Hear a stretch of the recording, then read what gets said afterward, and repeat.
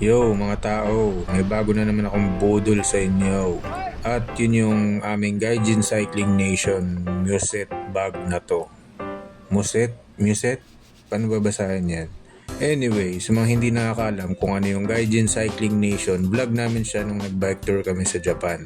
Mapapanood nyo yun sa letter Y and letter T na website. Pero ano nga ba yung gamit ng bag na to? Ako usually nilalagay ko dito yung lahat ng bike tools na hindi kasya sa bulsa ko, dito ko nilalagay. Pwede din siyang extra bag sa mga rides kasi foldable siya. Pero syempre bago ko kayo bentahan, testingin muna natin siya kung matibay ba talaga.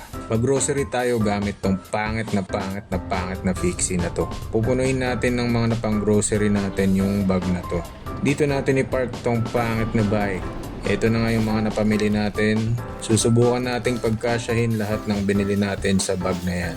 Nagkasya naman siya, medyo maumbok lang pero fight pa rin yan. Pati yung yulak ko na almost 2 kilos sinaksa ko na din dito sa bag. Para alam talaga natin kung bibigay ba siya o hindi. Tapos nung uwi na tayo, traffic na eh. Sa huli, tumagal naman siya hanggang sa bahay. Pero yun yung use ng bag na to. Kung meron kayong mga extrang eme pag uwi nyo ng ride, pwede nyo gamitin to. Para sa mga gustong umorder, PM nyo lang ako. 50 pieces lang to, so paunahan na lang kayo, okay?